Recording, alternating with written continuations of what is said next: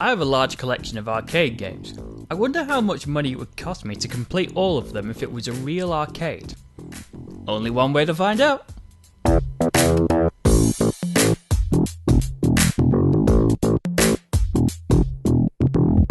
I am about to show my age here, but did you ever wonder what it'd be like if Starsky and Hutch had less charisma and more car-on-car violence? In the very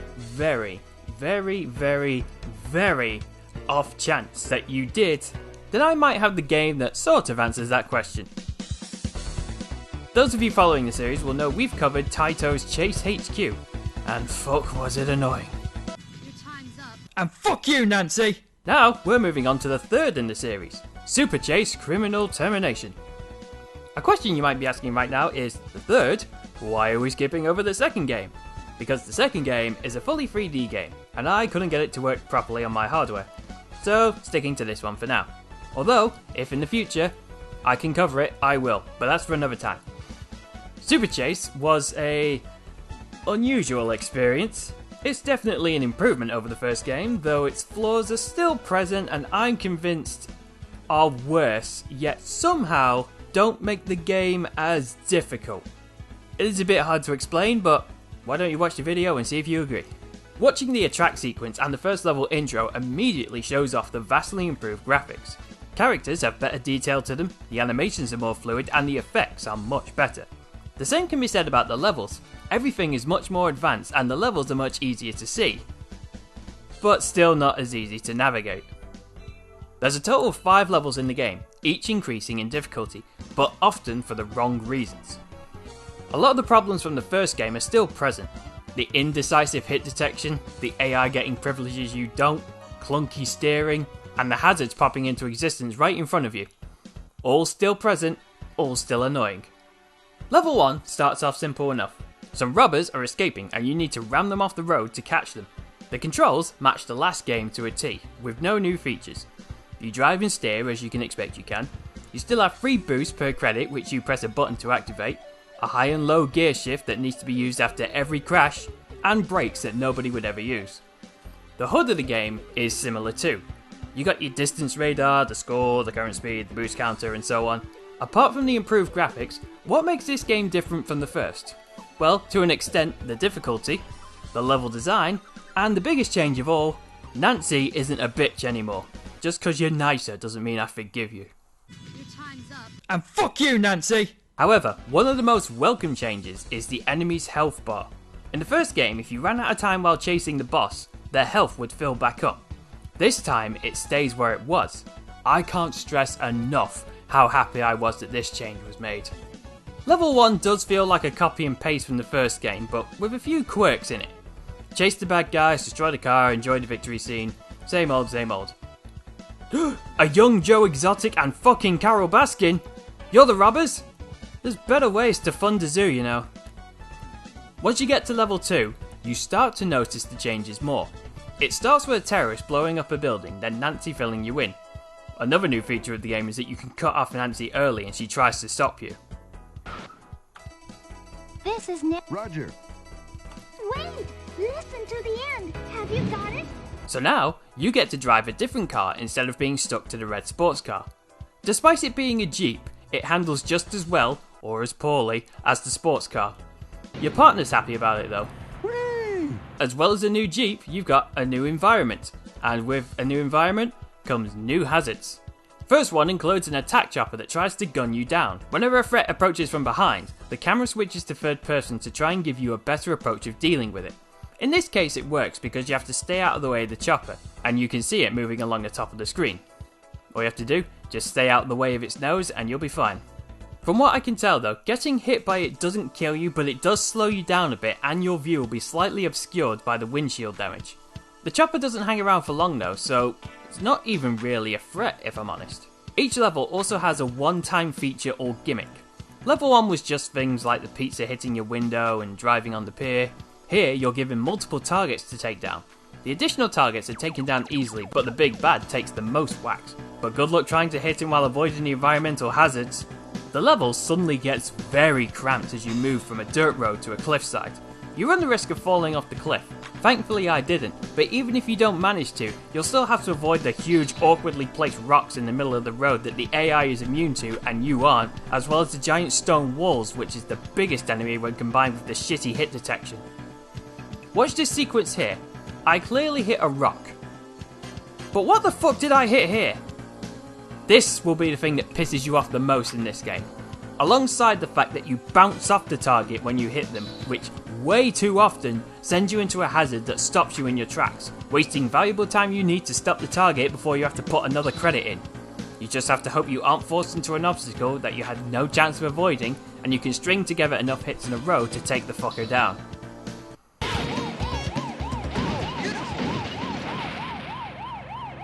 I'm pretty sure that guy's dead. Jesus Christ, the guy's just been in a crash and lightly broken his spine in 3 places. Don't sit on him! Although he does look like he's enjoying it. Level 3. A couple are robbed in a back alley and the woman is kidnapped. Or as Nancy puts it... This is Nancy. The Gangrene Gang kidnapped a woman. Wait, say that again? This is Nancy. The Gangrene Gang kidnapped a woman. The Gangrene Gang? Isn't this a job for the Powerpuff Girls? I would call this the second most irritating level of the game, for many reasons. First off, the game immediately tries to get you to waste your boost by making traffic drive in front of you, and of course with your shitty steering, you're most likely going to hit them. In any level, including the first one mistake is all it takes to fail a level. The game is very unforgiving. One crash, regardless how severe, will slow you down enough to the point that you won't be able to catch up to the criminal unless you waste a boost, which you only get 3 of per credit and are your best chance of taking down the boss on your first try.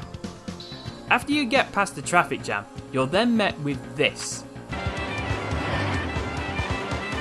That's not fucking annoying at all. No, absolutely not.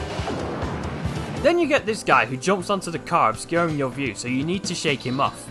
All the while, there's a car that needs to be rammed off the road while he's doing this. I don't even need to describe how annoying this is, just watch for 7 seconds.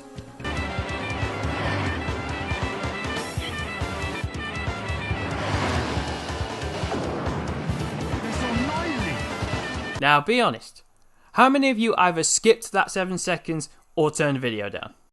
Despite having all that shit at once, I was able to catch up to the target and reset the timer just in time. Thankfully, the musical biker gang have stopped their concert now and you can ram each little bastard off the road. Just you and the boss now. All we have to do is ram him and save the— Oh god! I don't need more traffic. Fuck off! Believe it or not, this isn't the worst of it. So far, we've had civilians getting in our way, a bike horn orchestra, a punk trying to twerk on the car, and goddamn lorries pulling up out of nowhere. What else could go wrong? How about traffic that drives towards you that the AI can drive through and you can't? All the while, the wide turning arc means that you'll still hit them regardless if you try to swerve out the way. One crash without using a boost to recover, and it's goodbye credit. The chase takes so long that it even turns to night. This fucking level is so goddamn annoying because of all the bullshit it throws at you at once. And you can't do much about it because of the faulty mechanics! But I did manage to do it despite the issues. Yeah! Burn, you dick! Go to hell! Okay, that was your fault. You crashed into me. Wait, wasn't there a woman we were meant to save in that now burning wreck? Oopsie. Oh wait, she's fine, and it's... Nancy? What? I'm confused. And I also can't help feel that we've forgotten something.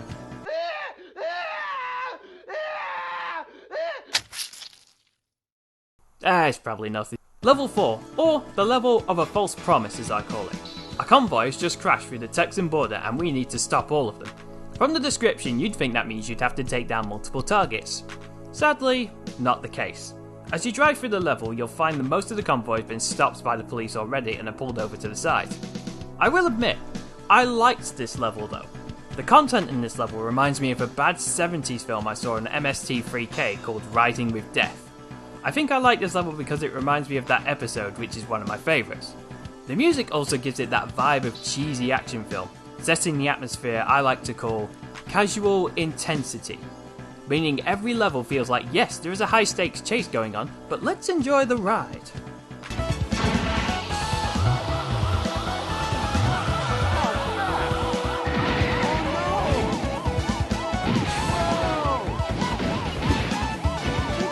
They're moving very fast. Over and out. That hurts!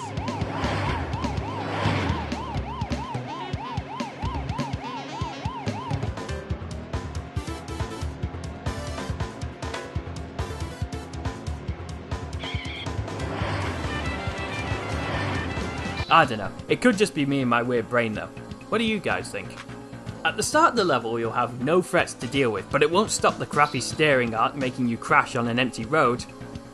Out of sheer curiosity though, on this level I ran an experiment. This number here is the distance between you and the target. Once you enter 500 feet, the red dot, which is you, will begin to close in on the yellow dot, which is the target. On this level, you have the biggest distance in the game of 3,368, so I wanted to see if I could catch up to the target without boosting, to see if it was possible. Despite a few crashes, I made good time until just over halfway.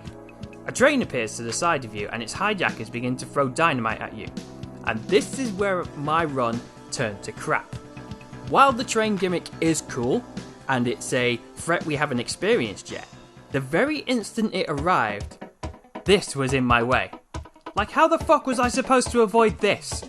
The dynamite is fairly easy to avoid though, but if one lands in front of you, you'll get damaged, and if you get damaged enough, you stop dead and have to wait to respawn, more seconds off the clock. But, even if I did avoid all of these hazards, I still would have run out of time.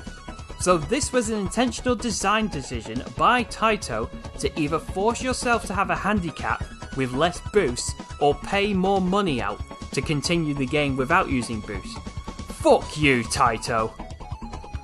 I realise that arcade games have been programmed to cheat to get more money out of you, but that doesn't mean that it's not a dick move. As much as that annoyed me though, the next section is fun as hell to play.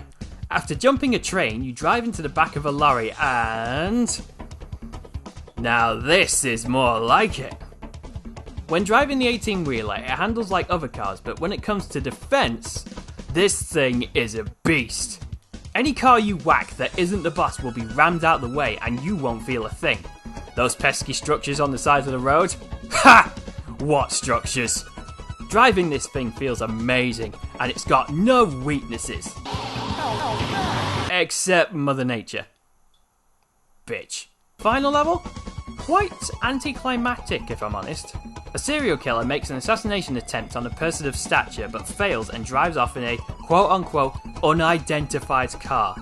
Not that it matters because we saw it in the cutscene and the game pointed out to us anyway, so yeah, no real issue here. The narrow roads make avoiding traffic difficult, and for some reason these rocks don't want to hit me. Oh, if only you were this generous before. Hang on. On the plus side, I was actually able to reach the suspect regardless of having one crash and didn't have to use a credit to continue or a boost to catch up. But that's where the positives end. Fuck this level. This will be everyone's most hated level in the game. Every goddamn chance the level designers got to put an obstacle or an area for the janky physics to fuck you over, they took it. The space you have to maneuver is wafer thin, so you will inevitably hit something no matter how hard you try. But the worst part is the game will punish you for following the rules. Every time you hit this cunt, your car will bounce off him with so much force that 8 times out of 10, you hit something else and crash, meaning he gets away, you waste time, and you're back to square one. And what are the things you can hit? A civilian driving towards you, scaffolding, a lamppost, a ticket booth. Did I mention apparently he's a ghost, so he can phase through all of this shit with no fucking problem? Fuck this goddamn level in its fucking arse! It didn't take me too long though, and thank fuck for that health not recovering. And after a notable amount of frustration, I did it. Not nearly as frustrating as the first game, but still frustrating. After you arrest the bad guy, the credits roll and you get a slideshow of you celebrating with your co-workers with elbow fives and friendly shoulder pinches. and possibly being knocked out. Despite it being the third in the series, Super Chase is hardly an improvement over Chase HQ. It still suffers from the same issues that will cost you in the long run and is equally, if not more, frustrating.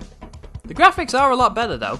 It's a little fairer in difficulty and the variety of the levels is well crafted, so there's not nothing that's better, but at the end of the day, even though I was surprised how much I theoretically spent to complete this game, I can't justify spending any money on this game in the first place. If you see it, stay away, save your money, find something that's a lot better. And that was Super Chase Criminal Termination. Thanks for watching everyone. Join me next time where we stop the zombie apocalypse with Kung Fu.